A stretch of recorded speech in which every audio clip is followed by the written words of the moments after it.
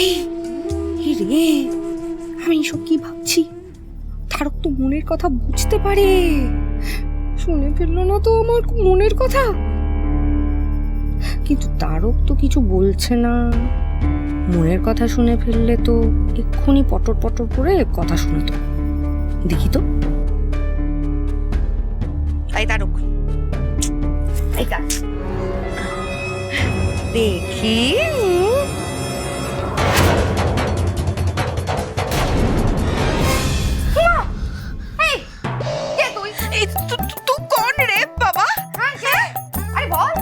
ও আমাদের ধোপার ছেলে, যাকে দেখে তোমরা তারক ভেবে ভুল করছিলে।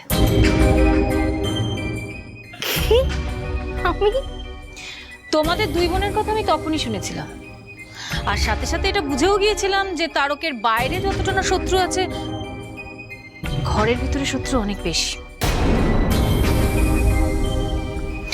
আর তার মধ্যে তুমি যে ওর সব থেকে বড় শত্রু হবে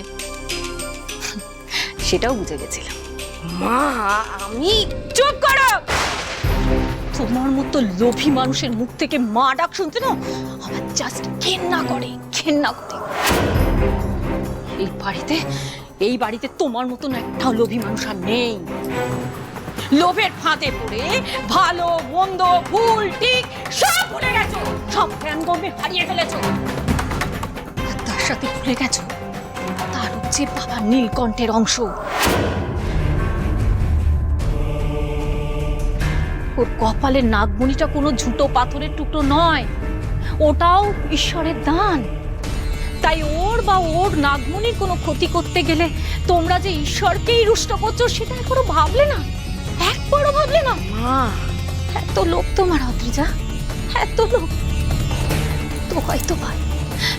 দোহাই তোমার, তুমি আর এই পাপ করো না এই পাপ। হয়েছে। তারক কোথায় আছে?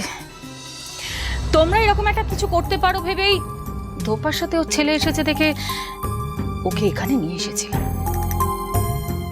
যাতে তোমরা ওকে তারক ভেবে ভুল করো।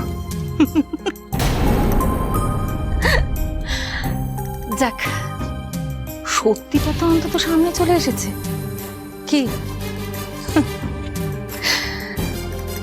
আয় তো বাবা।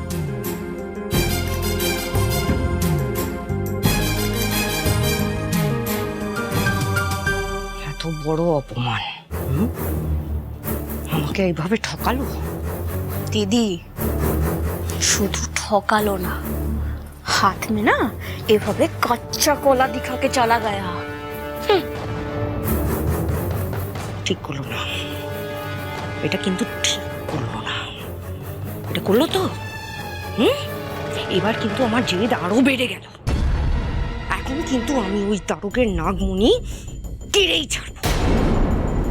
আমার নাম অদ্রিজা মল্লিক নয়।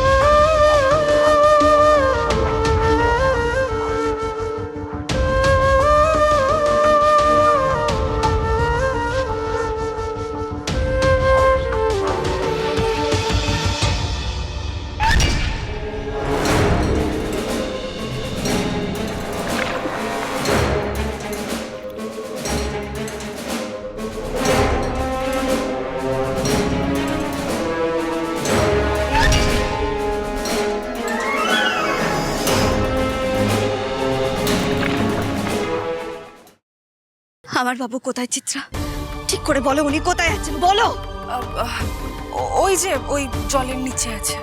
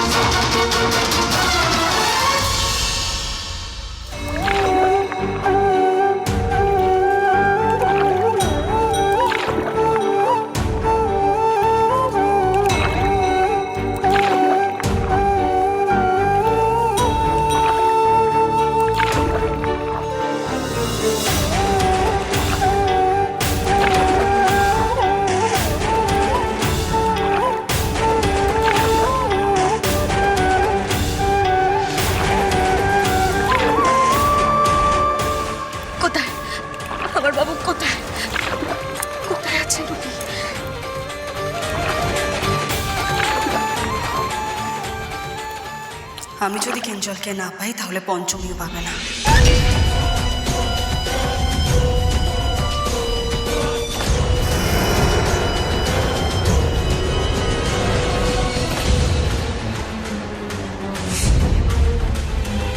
জলের তলায় কিঞ্জলকে দেখেও যেন পঞ্চমী চিনতে না পারে।